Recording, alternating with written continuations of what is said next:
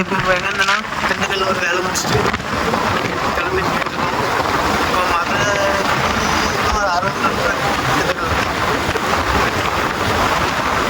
சாயந்தரம் வந்துட்டோம்.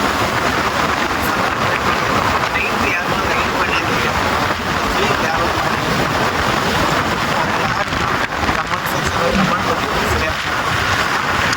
எத்தனை பேர் நைட்டு ரைட் பண்ணிக்கன்னு நான் பார்க்குறேன். பெட்ரோல் பல்க்கு வந்தாச்சு. பெட்ரோல் பல்க்கு வந்து 500 பெட்ரோல் போட்டோம். 500 தாங்க போட்ட மாதிரி இருந்து 5 லிட்டர் விழுந்திருக்கு. இப்போ பாருங்கள், ஃபுல் டேங்க் அமைதி. ஆல்ரெடி அண்ணன் 500 பெட்ரோல் போடுதுன்னு சொன்னாங்க. அதனால் ஃபுல் டேங்க் ஆகிட்டு வண்டி அப்படி கிட்ட அந்தளவு பெட்ரோல் போட்டு கிளம்பியாச்சு.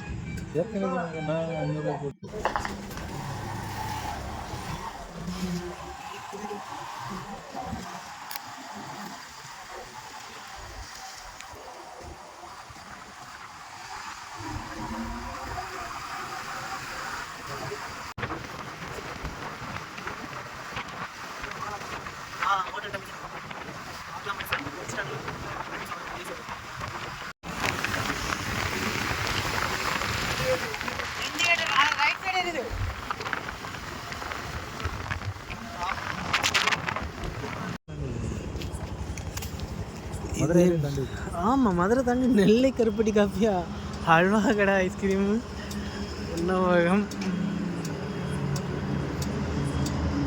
நல்லா தான் இருக்குது.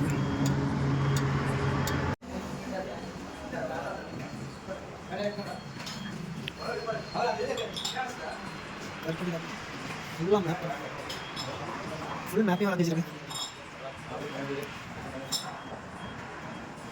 அதான் கண்ட்ரி. ஆமாம், 110 ரூபா சொன்னாங்க பாரு. அரிசி 1 கிலோ. ஆமாம்,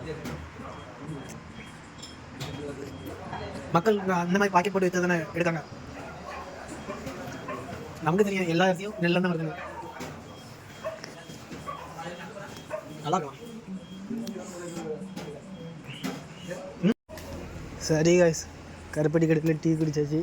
இப்போ அடுத்த ரேட்டு கிளம்ப தான் செய்யணும். Salem RR biryani super super. கரெக்டான லாஸ்ட் டைம்னு நினைக்கிறேன்.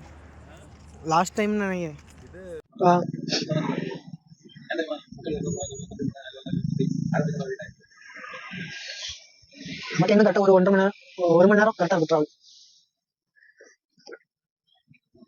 இப்போ நாங்கள் ஏரியா இங்கேருந்து வழியாக என்ன ஒரு 15 கிலோமீட்டர் 16 கிலோமீட்டர் தான் இங்கேருந்து. எல்லாம் காமெடி தான்.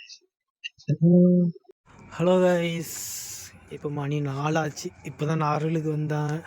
பைக்கில் தான் வந்தேன். திண்டுக்கல்லேருந்து கரெக்டாக 8:30 கிளம்பி காலையில் 4 மணி 4:05 நார்வேலுக்கு வந்து சேரக்கு.